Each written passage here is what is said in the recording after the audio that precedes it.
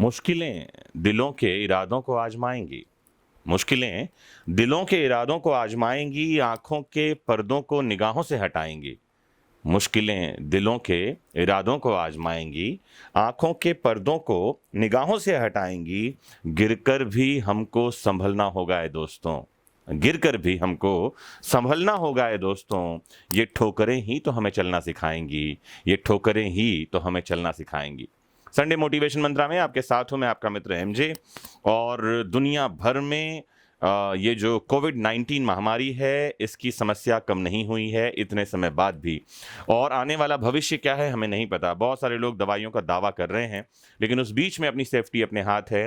ये मास्क आपको याद दिलाने के लिए है कि हमको मास्क लगाए रखना है, सैनिटाइज करते रहना है अपने हाथों को, और सोशल डिस्टेंसिंग को मेंटेन करना है। अभी तक मैंने ये बातें नहीं कही थी किसी भी लेक्चर में। उसका कारण था कि बहुत सारी जगह ये बातें लगातार हो रही हैं, लेकिन जिस तरह से बीमारियां बढ़ रही हैं, मुझे लगा कि मेरी भी नैतिक जिम्मेदारी है मैं आपको इसके बारे में सजग करूं। तो जब तक ये कोविड-19 की बीमारी नहीं खत्म हो जाती, मैं कुछ लेक्चर्स में मास्क लगाकर आता रहूंगा आपके सामने। तो आज मैं आपको एक साथ 3 छोटी छोटी कहानियां सुनाऊंगा जो आपको मोटिवेट करने वाली हैं। पहली कहानी जो मैंने कहीं सुनी, ऐसा हुआ कि एक बार एक भिखारी कहीं सड़क किनारे खड़े होकर भीख मांग रहा था, और वो भिखारी, उसे कभी जीवन में 10 रुपए से ज़्यादा का नोट नहीं मिला था। तो अंधा था वो, उसे दिखाई पड़ता नहीं था। और एक रोज़ ऐसा हुआ कि एक आदमी जो वहाँ से गुजर रहा था, उसने उसकी हालत देखकर उसे 100 रुपए का नोट उसके कटोरे में डाल दिया। अब जब उसने सारे पैसे छुए तो उसने 100 का नोट भी देखा, और उसको लगा कि किसी ने उसके साथ मजाक किया है। कोई 100 रुपए का नोट उसे दे ही नहीं सकता। कारण था कि उसे अपने आप पर विश्वास नहीं था, उसे लोगों पर विश्वास नहीं था, और अंधा तो वो था ही। तो उसने 100 रुपए के नोट को बाहर फेंक दिया। वहां से एक दूसरा आदमी गुजर रहा था, उसने उसे ऐसा करते हुए देखा और उठाकर उस नोट को उसे देते हुए कहा कि भाई साहब, ये 100 रुपए का नोट है जिसे तुमने फेंक दिया। वो आदमी बड़ा खुश हुआ, धन्यवाद कहा उस आदमी को, और उसने उस नोट को अपने पास रख लिया। ये कहानी क्या सिखाती है हमें? ये कहानी सिखाती है कि जब हमारे पास ज्ञान के चक्षु, ज्ञान की आंखें नहीं होती हैं, तो हम किसी भी महत्वपूर्ण चीज को नहीं देख पाते।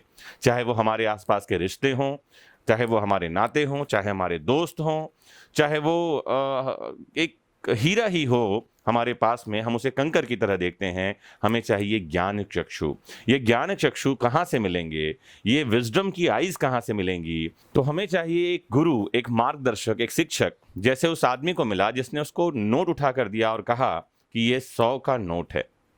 एक दूसरी कहानी मुझे याद आई, सेम इस आईज के बारे में, देखने के बारे में, ज्ञान चक्षु के बारे में, कि एक बार एक भिखारी घर पर आया और उसने कुछ कहा कि मुझे कुछ बर्तन चाहिए, मेरे पास खाने के लिए कुछ भी नहीं है।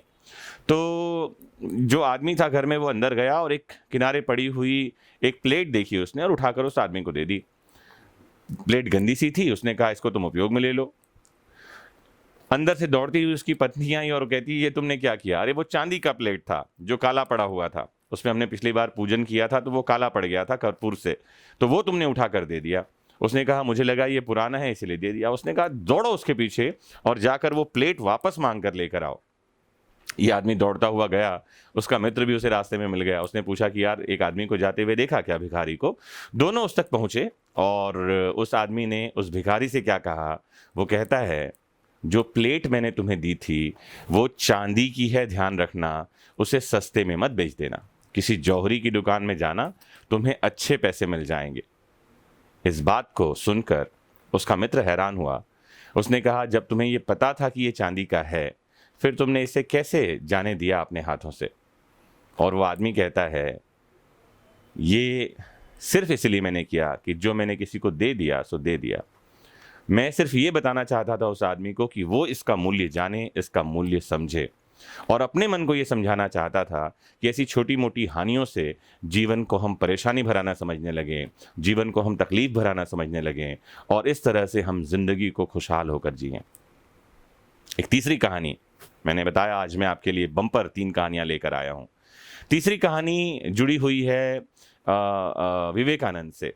कहानी ये है कि जब विवेकानंद सन्यास के दिनों में थे तो वो अपने जब वो प्रवास पर थे कहीं तो उन्होंने भोजन पकाया, कुछ रोटियां बनाई और आसपास के कुछ बच्चे उनसे मिलने के लिए आए। जब वो खाना पका रहे थे तो उन्होंने बच्चों को कहा, रुक जाओ, खाना खा कर जाना। बच्चे रुके हुए थे।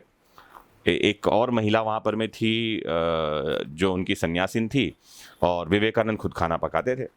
खाना पकाने के बाद उन्होंने बच्चों को खाने के लिए दिया रोटियां और सब्जियां।